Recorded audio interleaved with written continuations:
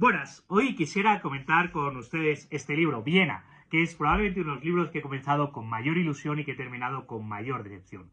¿Y por qué tenía yo tanta ilusión de leer un libro sobre Viena? Bueno, pues porque realmente lo que ocurrió en Viena, en esa ciudad, desde el inicio del reinado de Francisco José, que luego fue rey emperador, Kaiser and Kaiser, Kun Ku, expresión tan bonita, hasta la anexión por la Alemania nazi en 1938, más o menos desde 1850 que empezó el reinado de Francisco José. En ese casi un siglo, más bien medio siglo glorioso de Viena, fue la capital cultural de la humanidad. Y es en ese contexto cultural donde nace la Escuela Austriaca de Economía, de la que yo orgullosamente me considero parte. Y esa Escuela Austriaca de Economía tiene un ámbito cultural. Y si hablamos de la guerra cultural, por cierto, expresión que ya aparece en el libro, en un libro publicado en 1936, que se titula La sexualidad de la guerra cultural, por tanto, hace casi 80 o 90 años de eso, nada nuevo bajo el sol. Si queremos hablar de la guerra cultural, sería bueno entender el ambiente cultural en el que se educó esa Viena. Y por eso yo tengo mucho interés por entender, además, que es esa Viena de la gran cultura, ¿no? Esa Viena de la gran música, esa Viena de la gran arquitectura, esa Viena en la que tenemos a la gran pintura, y estamos hablando de una Viena que está Mahler en la música, Klimt en la pintura, Freud haciendo psicoanálisis, y están haciendo la Escuela Austriaca de Economía. ¿Qué ocurrió en ese momento y por qué tenemos que entenderlo?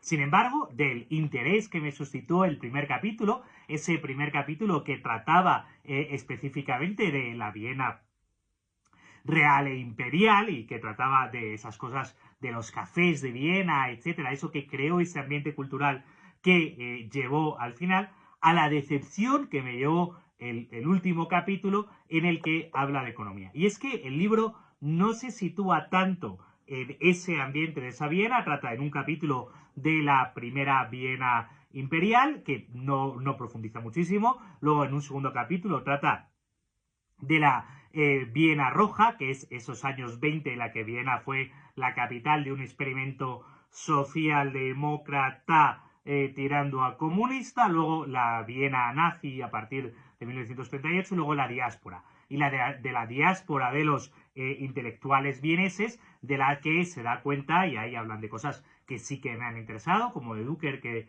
da inicio a la empresarialidad o la teoría empresarial, la vida de Maslow, que también tuvo bastante importante, y de otros. Pero aquí hay varios defectos del libro. El primer defecto es que tengo que empezar por hablar de todo lo que no nombra el libro. Es evidente que un libro de una historia cultural son siempre libros muy interesantes, porque además tienden a hacerse muy aburridos, o muy aburridos por el comentario de las ideas, muy aburridos por nombrar demasiados personajes y demasiadas biografías. Entonces es difícil mantener un libro entretenido en la historia cultural. Pero yo no puedo entender que en todo este libro no se nombra a Kelsen.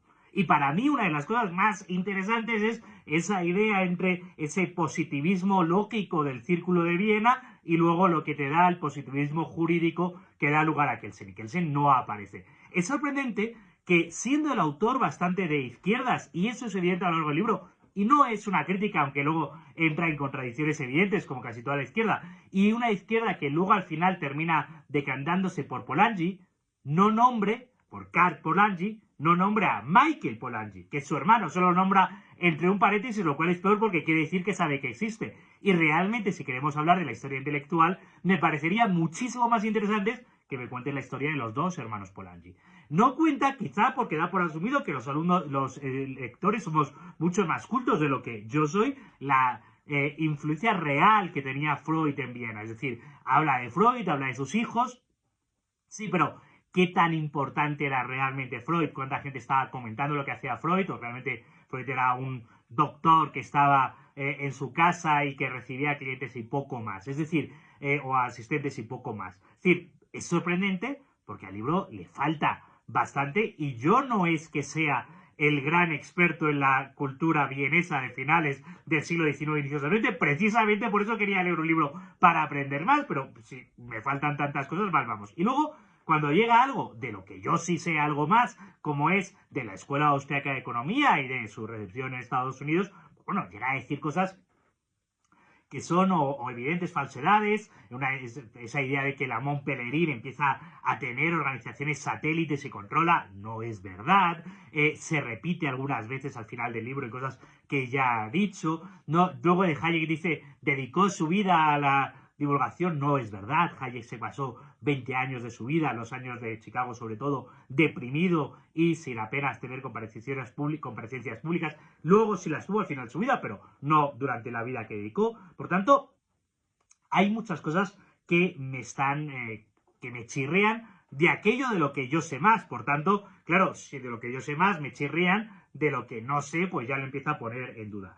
Sí que me aporta cuando habla de Becker, ya ha dicho de la empresarialidad, de Maslow, me ha interesado al final de su vida, sí que me aporta cuando habla algo de música, aunque podría profundizar mucho más, sí que me aporta cuando habla de arquitectura, un tema del que no sé, y me ha interesado su punto de vista de la arquitectura modernista vienesa como algo mucho más humano y centrado que las otras arquitecturas modernistas. Bien, en general, el libro es un libro de un tema que a mí me interesa, pero no es el libro definitivo sobre ese tema.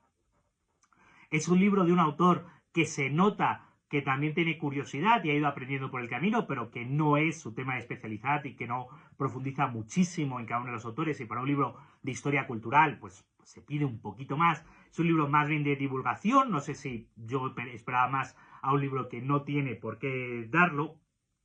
Y sé que es verdad que todo libro de ideas o de historia cultural está lleno de riqueza y en los siguientes 2 vídeos quiero comentar otros aspectos de este libro que creo que pueden ser interesantes. Quiero hablar de la historia de Viena y quiero hablar de lo que a mí realmente importa, que era qué ideas filosóficas hay dentro de ese ambiente cultural de Viena que son las que dan lugar luego a la escuela austríaca y que en la escuela austríaca podemos aprender.